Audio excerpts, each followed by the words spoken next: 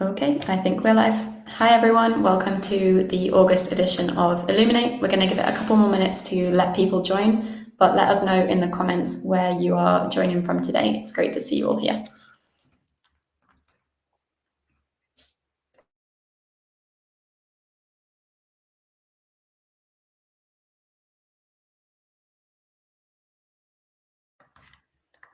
Hi everyone that's just joining now. We're going to kick off in a couple of minutes. We're just going to wait for more people to join and then we'll kick off the August edition of Illuminate.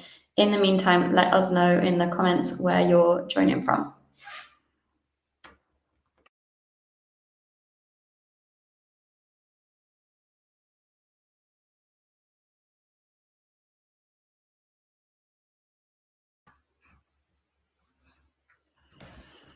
Hi everyone to just joining now. We're going to kick off in 1 or 2 minutes. We're just giving it a chance for people to jump in. Oh, nice, we have a couple of people already. Hey Remy, hey, we've got someone from Malaysia joining us as well. Good to see you. Let us know where you're joining from today. So before we kick things off, I'll do a quick run through of the agenda as well. But for anyone who's new here, this is a virtual town hall hosted by Mina Foundation that we do every month. I'm Becky, the host for today's session. We've got a really packed agenda for you again this month. We're covering updates from different work streams at the foundation. So from product and engineering to protocol governance and community grant programs. And as usual, we'll also be spotlighting some of the teams building in the ecosystem. So this month we have zkon, zknoid, and astromina, who all have exciting updates to share with us as well. In case this is your first town hall, the aim of these calls is to kind of serve as a platform for us to share high-level updates, engage in open discussions, and also provide an avenue for projects to share progress and foster synergies within the community. So we encourage you to get involved, participate throughout the session, share your insights and ideas. So yeah, let us know in the comments where you're coming from and any questions or suggestions or feedback that you have. So without further ado, let's dive into today's agenda. So we'll begin with a roundup of Mina over the past month. Then we'll have Matej from Protokit, who's going to share an update on what they've been working on. We'll also follow this with an update on community programs from Haresh. Ben will talk us through some of the updates from Mina Foundation's protocol governance team, and then we'll dive into the guest spotlights that I mentioned earlier. As always, there's so much work happening behind the scenes, so we'll continue to share more as the month go by. But if there's anything that you'd like to hear about in particular, let us know, and we'll try to incorporate it in future editions of Illuminate. So next slide, just 1 second. There we go. Okay, so last month in Mina, let's take a look at where Mina has been for the past month.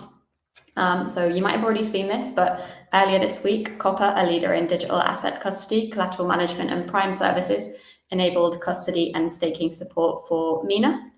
O1 Labs was at ZK Hack Montreal 2 weeks ago, who were able to interact with a new group of developers since this was the first time the event was held outside of Europe. They had a few very engaged devs who are now part of the Mina community, so it's great to see the community continue to grow.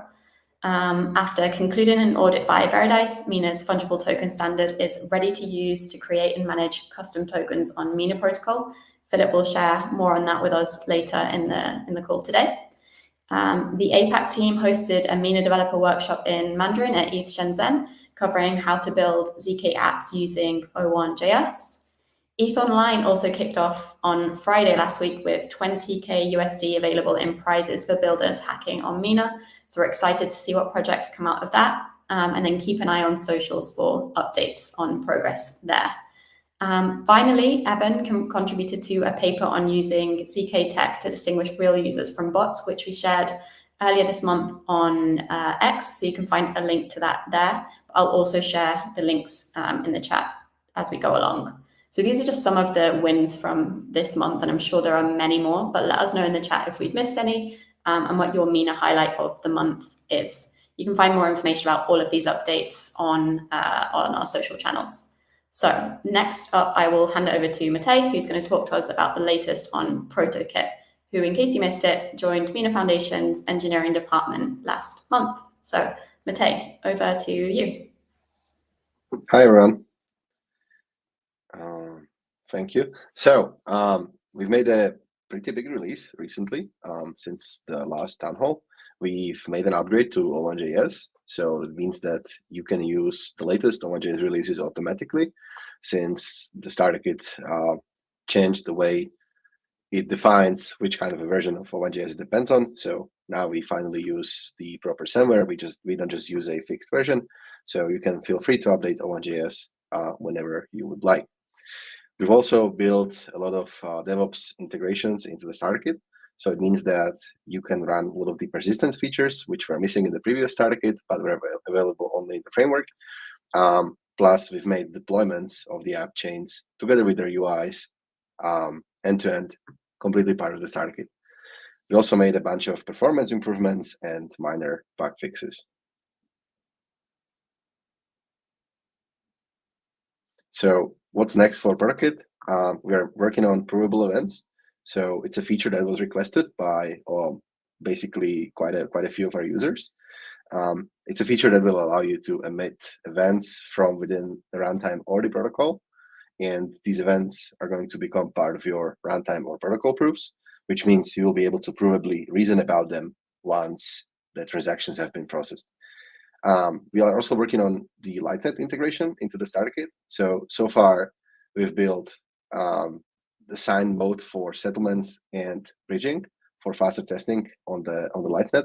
What's missing here is integrating all of these features back into the starter kit from the framework. So it's something that we're working on. If for some reason you need to use it in the meantime, you should be able to do so by building the framework locally from sources. We are also working on a new state transition prover. This should yield quite significant performance improvements in sequencing, proving, tracing, and overall a faster time to settlement. So I don't want to share any numbers. We don't really have any proper benchmarks yet, but we are talking about like multiples, like 3 to 4 times faster proving, because there's going to be way less constraints required to prove a single state transition. So settlement and bridging APIs, all right. So I've mentioned it before, together with the Lightnet, we need to make settlement and bridging seamlessly integrated into the starter kit, since it's now only part of the framework. Next step would be building proven settlements. So since we have signed settlements and signed bridging, we need to enable proving mode for product kit. We have a pretty old branch that we need to revive and make sure it's working. And the last thing we're working on is putting together contributor documentation so that we can launch an internal audit together with O1 Labs.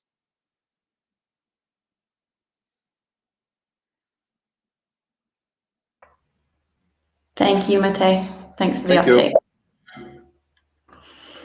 So Matej and Raphael have been super busy this month, and I know they've also been supporting teams at ETH Online. If you want to keep up to date on that, keep an eye on our social channels too. Next up, we have Jan, who's going to give us an update on Rustnode. Jan, I'm going to bring you up to the stage. Hi.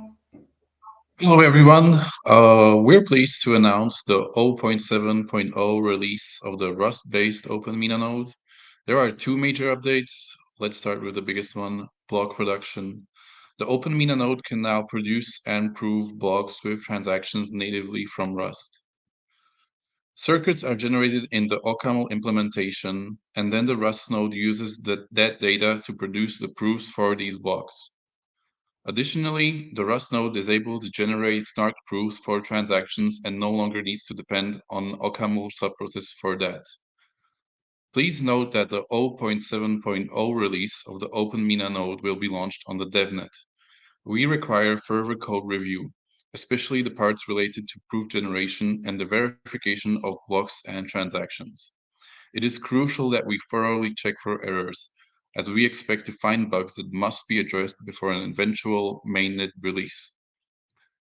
We're also developing a transaction pool for our node, meaning that Rust nodes will be able to receive and broadcast transactions. However, as of now, it is an early alpha build and still needs more work. In particular, we want to ensure that we can process and broadcast all valid transactions and gracefully reject invalid ones. Additionally, we want the node to be able to keep the transaction pool up to date as the chain advances or whenever a chain reorg happens. In addition to polishing the transaction pool, We also want to improve the debugging and testing of the node by developing a block replayer. It will use historical block data and will be capable of replaying full blocks. The 0.7.0 release of the Open Mina node brings us one step closer to a fully functioning alternative to the official Mina node, diversifying the Mina ecosystem and thus increasing its resiliency, stability, and efficiency. Thank you.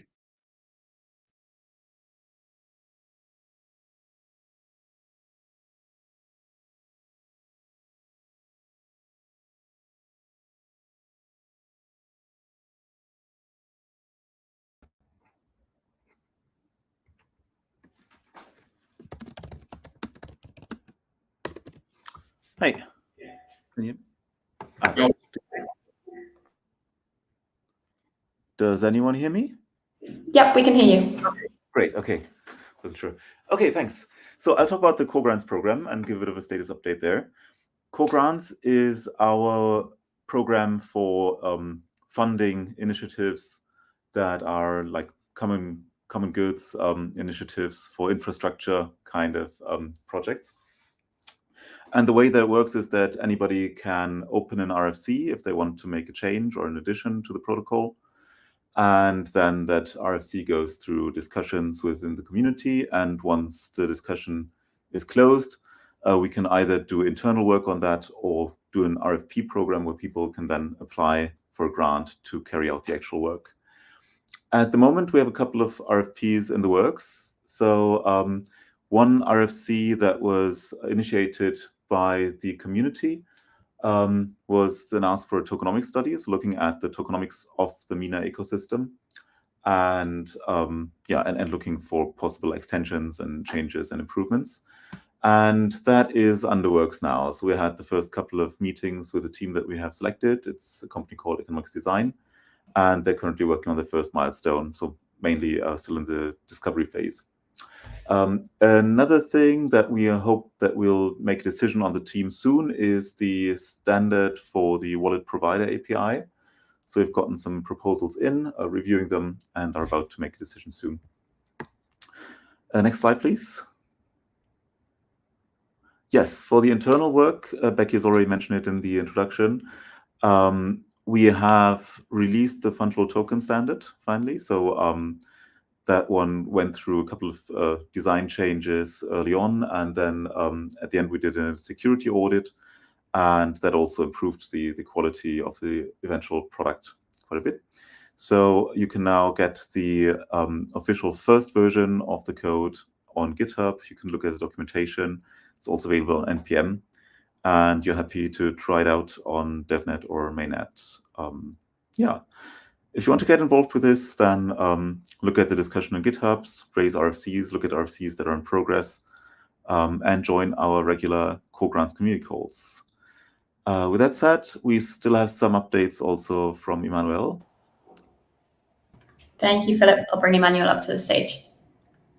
Hi, Emmanuel. Hey, next slide. Yeah, so one of the internal projects that we're working on is a zkML library. So it will let you use ONJS to develop zk apps with ML.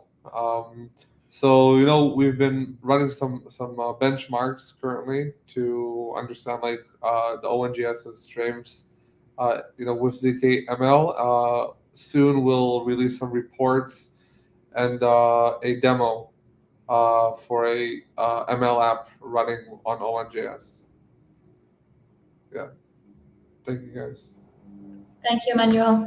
I will take you away from there as well. So yeah, if you have any questions or would like to learn more or even submit a proposal, you can visit the Core Grants GitHub repository, and you can also reach out to Emmanuel or Philip in the Core channel in Discord. We'll drop a link to our Discord server in the chat shortly as well. Next up, we have Haresh from the community team at Mina Foundation. Haresh, can you tell us what's been happening with navigators? Hey, thanks, Becky. So a lot of changes have been happening to navigators, and I guess the biggest update is the grant amounts have now been increased from 30,000 Mina to 100,000 Mina for the growth track. We've adjusted some of the review periods of the applications for public down from 10 to 7.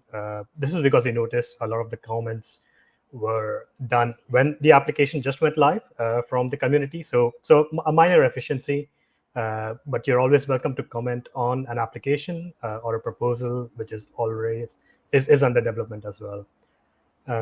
Small changes to funding because we've increased the amount from 30 to 100, and we also offer a lot of flexibility on like the timelines you can choose. So the funding for the proposals can be done either in 2 tranches, that will be 50-50, or in 3 tranches, that is like 33, 33, 34. So when you send in the proposal, we'll reach out to you and let you know which tranche you belong to. The updates for the starter track have also been, the grant amounts for starter tracks have also been increased to 15,000 Mina. I guess this is to say we are very confident with the structure of the program. And now we are looking to scale up, and we will continuously be monitoring the applications and the quality we get through the program. And if you are out there and you're looking to build a zk app, please reach out to us. We'd be very happy to hear from you. Yeah, thank you. I wanted to share some statistics about the track itself. So up until now, we've received 24 applications, and out of which 11 have been submitted, have been funded. Of those 11, we have 2 projects who have already successfully delivered their grants. I wanted to give a shout out to both of them. The first one being zkregex, which is allowing users to process strings in circuits using OpenJS. This is a very, very efficient application. And I must say, like, this is one of the 2 implementations out in the space. So this is like a very, very big deal. So a huge shout out to Mahmoud for developing this one. The zknoid team has been hammering out the L1 lottery. They're in like integrating the VRF, and I'm sure we're going to hear more about this from them in the rest of the session. What else is going on? There are 6 projects which are currently building. There are 2 projects which are under final milestone evaluation. And in terms of funds, we have committed 254K Mina up until now. For starter track, which is an invite-only track, we've had 21 builders who have been invited to participate in here. These are completely new introductions to the ecosystem. And as you can see, 3 of them have completed the track. 8 of them have completed the starter track, and they're writing applications for the growth track. And 1 participant has been successfully onboarded to growth track. And the funds committed for this one has been 160K Mina. Thank you, Harish. Are you also able to give us a quick update on zkIgnite? Sure, yeah. Mr. zkIgnite Yasin, unfortunately, is not on the call today. But like I wanted to say, like the cohort 3 has concluded earlier this month. We had 21 projects who submitted their final milestones for a review, and each project went through a thorough assessment by 5 technical reviewers. We found 17 of those 21 projects delivered their milestones successfully, and that makes the delivery rate at an amazing 80%. So a huge shout out to all the builders, all the participants who put their heads down and worked for 3 months on it. And in the coming weeks, we'll be highlighting these projects and giving them some more spotlight. So please look out for them. Back to you. Thanks, Harish. Yeah, we actually have a couple of the projects here with us today. And as Harish said, we'll be highlighting some of them on social, so keep an eye out there. Next up, I'm going to bring Christina up to discuss the Developer Leaderboard Initiative that was launched last month. Christina, over to you. Hi, thank you, Becky. So hi, I'm Christina. I will give you the updates of the Community Leaderboard. The program was launched in July with the objective to reward the outstanding performance of builders who participated or were already participating in Mina developer programs, such as Ignite or Navigators. The programs offers 500 Mina grant to those who contribute with 10 or more qualified commits per month. For the July snapshot, we had 7 winners, and we are waiting to see more people winning in August. So if you guys want to participate, just send me a DM on Discord and I will share with you the program details. Next slide, please. So here are the winners. Congratulations to everyone. And I'm using the Discord handles to name the people. They already know who they are. So thank you very much. And see you in August, in the August results, sorry. Thank you. Thanks, Christina. Anyone who wants to learn more about the Community Developer Leaderboard initiative, you can find out in Discord. I've dropped a link to the Discord server in the YouTube stream, and Christina is on hand to help you with any questions that you have there. And like she said, there are still some slots left to participate. So if you'd like to join the leaderboard, make sure you get in touch with Christina. Next up, we're going to do a quick run through of the events for Q3 and Q4 of 2024 that are confirmed. So far, I won't take too much time listing all of these out, but you can take a look and see what's coming up. So we have ETH Online, which kicked off last Friday, like I mentioned before, ZK Connect Tokyo, which happened yesterday. David Park, our head of APAC, shared some great information about that earlier today, so I'm sure you can find more about that on social. We have WebEx, ZK Connect in Seoul, Mina Dev in Seoul. We'll also be at ETH Global Singapore. We'll be at DevCon and we'll also be at ETH Global Bangkok. So we really hope to see some of you there over the next few months. So let us know which events you'll be attending so we can look out for you. So next up, we have Ben from Mina Foundation's protocol governance team. You've also been super busy and I know you have some exciting updates to share with us. So I'm going to bring you up to the stage. Hey, Ben. Hi. But I actually wondered, Becky, whether you wanted to present that. There we go. Okay. Hey, everyone. It's Ben here from the governance team, governance researcher at Mina Foundation. And yeah, as we previously explained, we've been carrying out research on governance principles and concepts and best practices that we want to share more widely.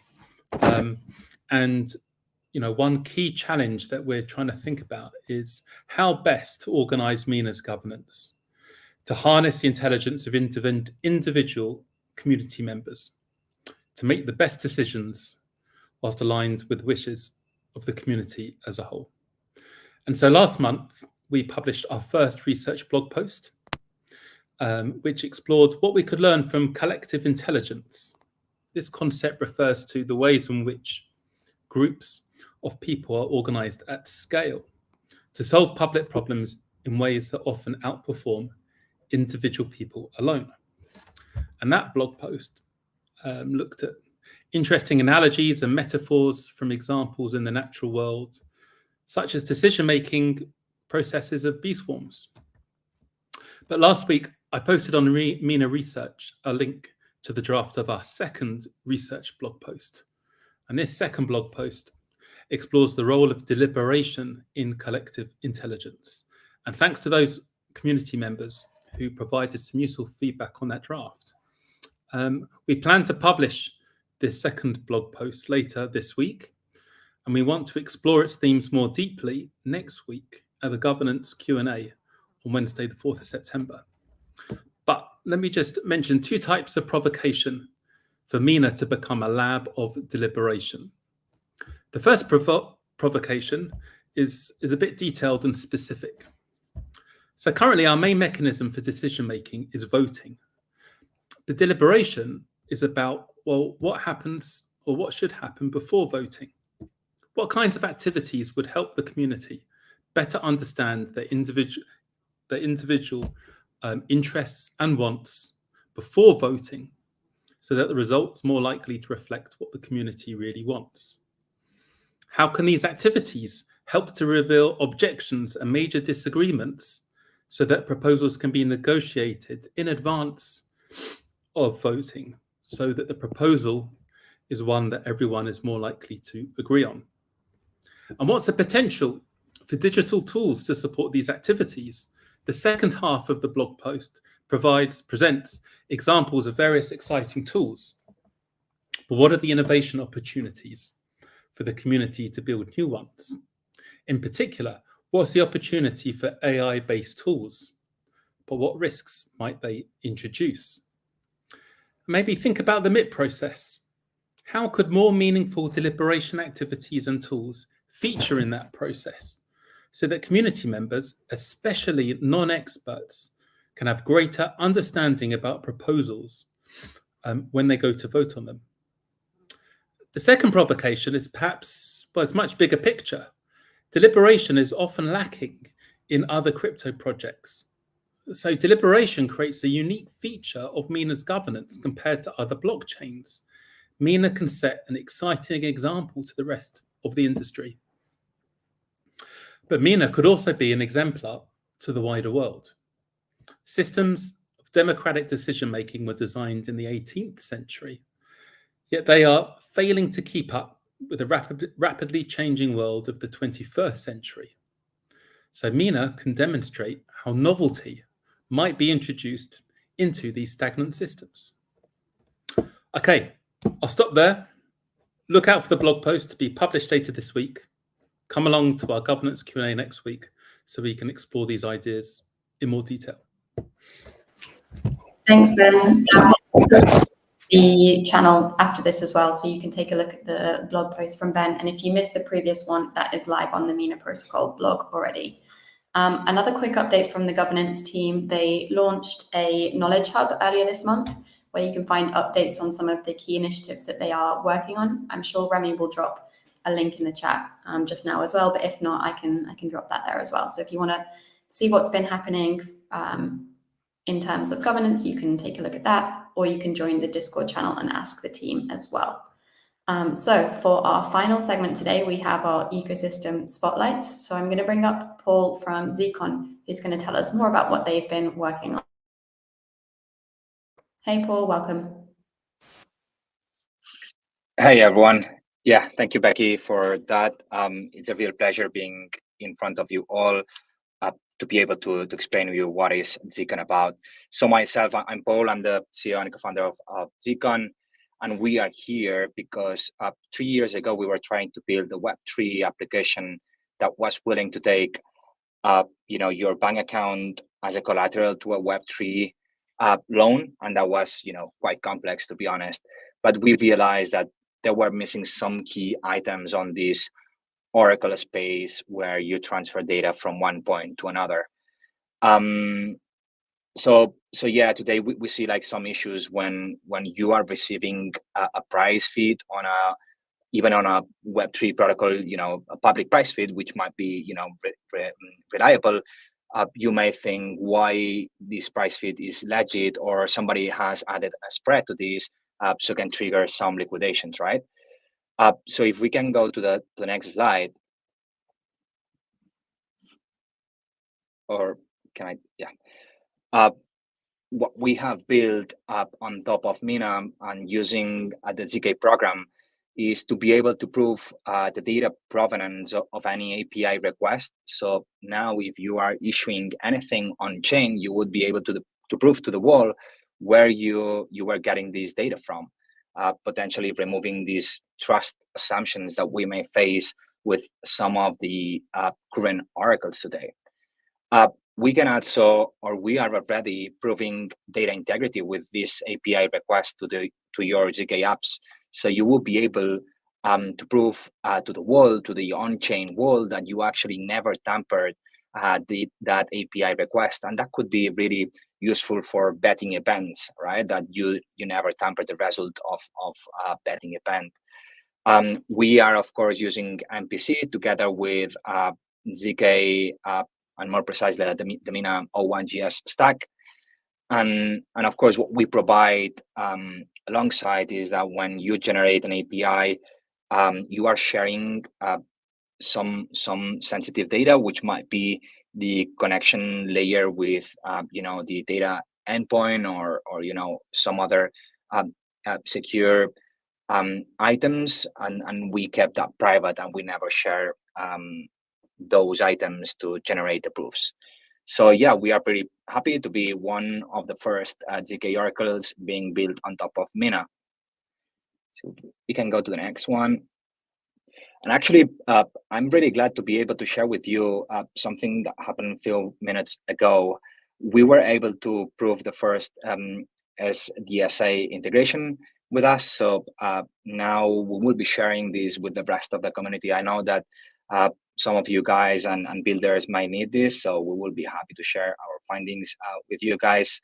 On the Oracle, if we leave the infrastructure side of things, which makes us quite complex, inside our main service is to be a zk Oracle for those zk applications that might need any data feed. At the end of the day, it's like Chainlink, but for Mina, right? We are working with different customers here, one of them being zknoid. So I know that we'll be presenting, great team. And then we are also building another very cool thing built on top of Mina, which is the off-chain provable SDK.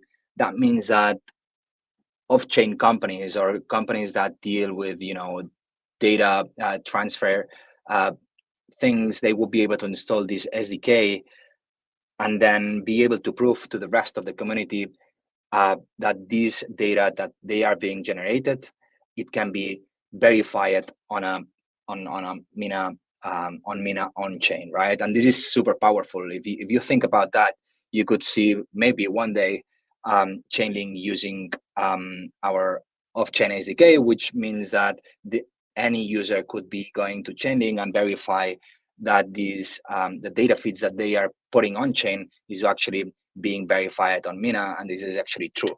So we are in that way. We have a couple of 3 actually strong partners being work on that direction, and we are super happy to be here. Of course, if you have any other ideas or anything that you would like to build with our provable data feeds, let us know. We will be more than happy to help you with what we can. So yeah, next one.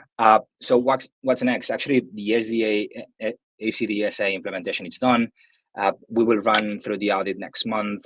We will expect the mainnet going very soon. We are also expecting a zkon integration in the coming month.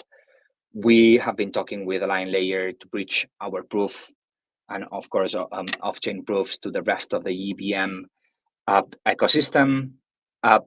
Our North Star is really clear at this point, is to grow in number of proofs being generated, and of course that can be verified on Mina. And this is something that we are very happy to share with you. We are preparing a token launch for Mina holders only, and we will be sharing more information, or if you are very interested about that, let us know on our chats. But yeah, we are super excited to be one of the first tokens on the Mina ecosystem. So yeah, thank you again. Thank you, Paul. A lot of exciting updates, and there's a lot of excitement in the comments as well. So we're looking forward to hearing more from you and the team. But as Paul said, if you want to learn more, follow them on their social channels and you can learn more about what they're working on. Thank you again. Next up, we have astromina, and we're going to bring Dennis to the stage. Hey. Yeah, hey Vicky, thank you. So let me just begin with introducing what astromina is. So our main goal is to accelerate the developer ecosystem by building applications around it. And so far we are working on the bounty aggregator, event aggregator, jobs aggregator, and also our weekly newsletter, which is Weekend Mina News. So yeah, next slide, please. So yeah, we are happy to announce that we launched astromina bounty aggregator in beta last week, and if you're a developer, researcher, or a content creator or a designer, feel free to check out, because this bounty aggregator basically allows you to get rewarded by solving some bounties and contributing to the pioneer projects in the ecosystem.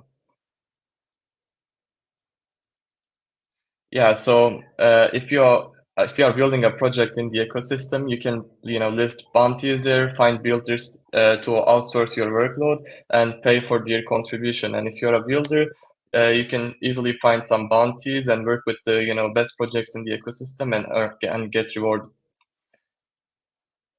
And how it works is it's like a top layer on top of GitHub. So the project basically specifies the price on GitHub after connecting their GitHub bot.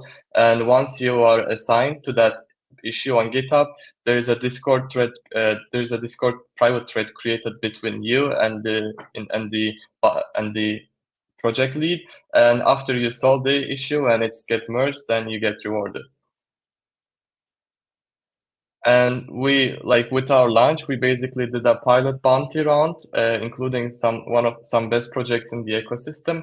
And the reason why we did this is because we wanted to understand, how the bounty is going to be used in the ecosystem, and to identify our key KPIs and collect feedback from the community.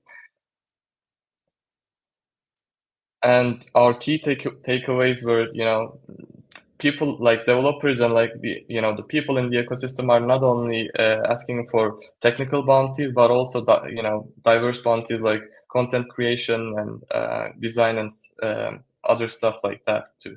And what we observed is Web2 developers are also interested in these bounties, since we had multiple developers who found astromina through GitHub by searching some labels like bounty. And that's how they contributed to the projects in the Mina ecosystem, even this was their first contribution in Web3. And so far, we have 61 developers already onboarded and trying to solve some bounties. And we are currently preparing a bounty wave, which is currently in progress. And with this, we are planning to onboard more developers to the ecosystem, and also expand the Mina ecosystem by including more projects here, and also identifying the impactful projects in the ecosystem. And if you also have a project, feel free to scan this QR code and fill out the form, and we would be happy to onboard you to astromina. Yeah, thank you.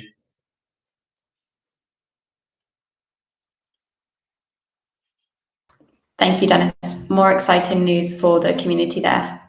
I will give you one more second in case you'd like to scan the QR code. And thank you again for joining us today.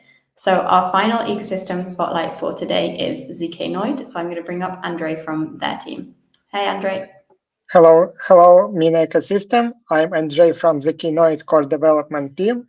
And today I want to introduce you our project and share our latest progress in the development. So basically, the zknoid is a gaming store and a framework for developers.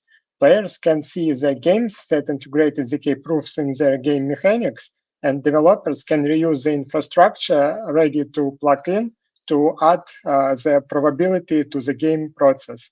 And then developers can list the project on the zknoid store. So we are providing a lot of useful modules for developers. For example, if you want to add it to your game, you can use session keys, transactions, but to create a local session key that will sign all the transactions. You can integrate random to add some random values to your game, like random loot, random item getting from a loot box. You can add multiplayer to your game by connecting the lobby manager and matchmaking. You can add some luck bases to your game by integrating commit reveal scheme. You can build a card game using Cards Engine. There are some games in our store you can try. For example, we have board games like checkers and Renzo games. We have some luck games, for example, Thimblerick and Lottery game. We have the Arcanoid game.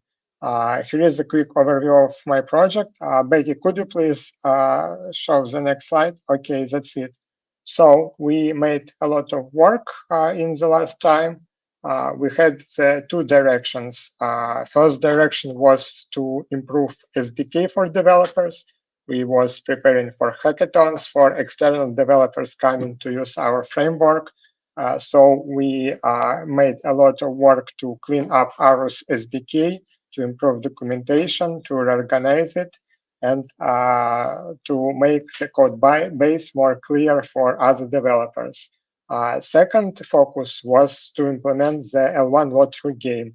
We was very eager to launch something on L1, so users can make the DevNet and mainnet transactions and interact with zk apps.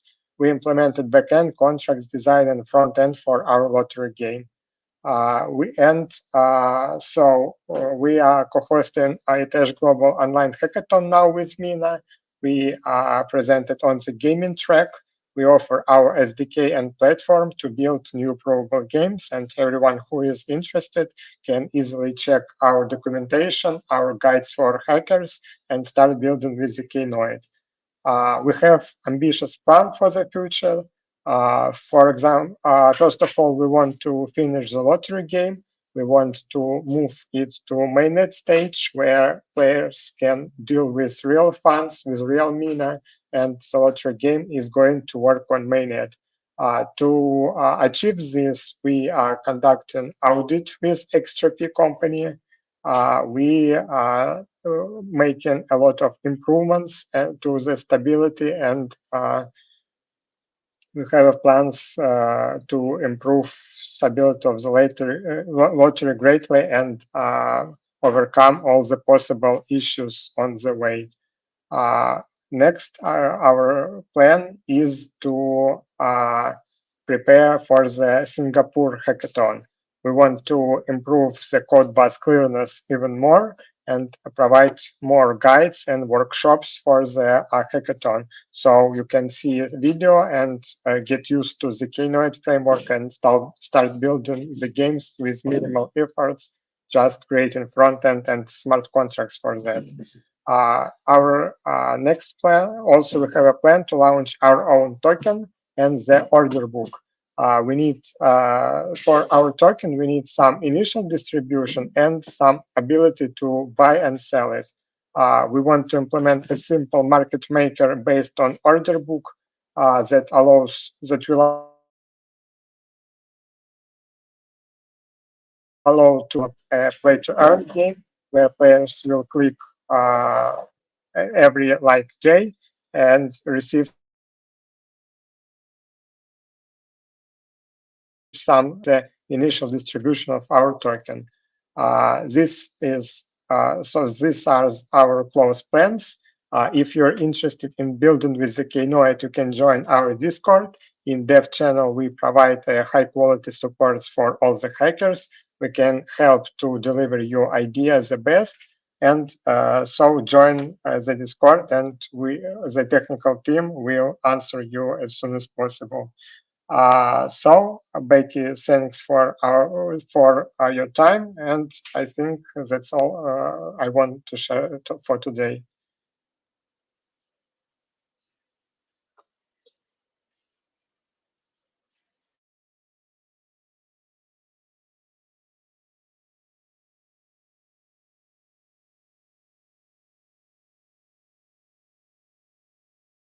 Hi, everyone. Thank you for joining. Thank you, Andre, for joining today. It's super exciting to hear what zknoid has been working on, and we look forward to hearing what you get up to next.